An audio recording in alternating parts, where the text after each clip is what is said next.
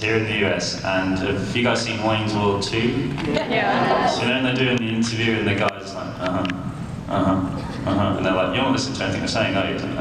Well, we actually did that, and then he was in like, so you guys are obviously twins. And we were in that silly mood, and we were like, no, actually, no. Yeah. It's kind of with sarcasm doesn't travel very well across the Atlantic. So it didn't travel to this guy either. He's like, well, actually, we met at the audition, and we just wanted it. Oh wow, isn't that amazing? Wow. Yeah. Next day on Wikipedia. We're not actually related. All that kind of stuff. So yeah, that's quite a good rumor.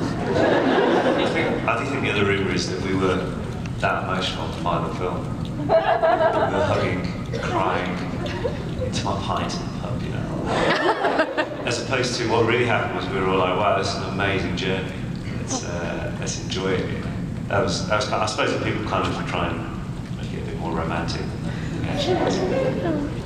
I was wondering what your favorite prop was and if you played with any of the props in the background on set. I actually broke my wand about 3 times. 4 times actually. The 4th time was there's the poster for the final movie and they're holding the wands. If you look, I'm only holding half the wand.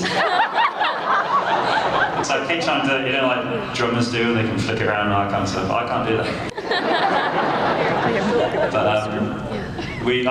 really like the props in the Weasley's shot. So it was such an awesome set, and all the props were real. Obviously not, they didn't really work, but they were all there. So they're all cool to look at. Yeah, I think the props in the Quidditch World Cup were amazing, like the Quidditch World Cup programs, because they were actually detailed page by page. It's like a proper program, so it gives you like a match list, statistics, who's been playing well, and everything like that. So yeah, they were really interesting. So if you look in the background at the World Cup, you'll see people reading, and they're actually reading bad. Great, thank you. Pressure's on for this last one here. You gotta make it good for me.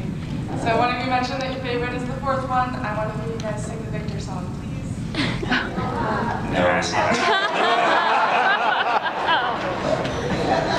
Sorry, that was a one-time thing.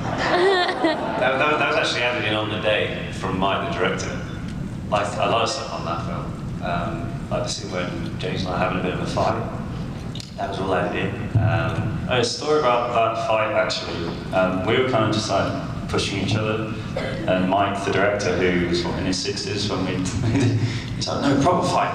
Who wants to fight me? So Oliver kind of did this, and also Mike's pouncing on him.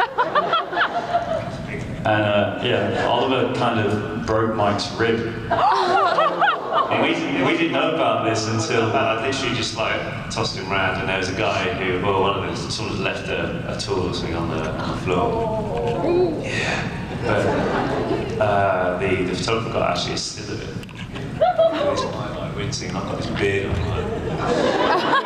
like that. But we didn't know about it for some time afterwards, did we? And what we found out, It was Mike who told us, like, yeah, you broke my rib. Like, sorry.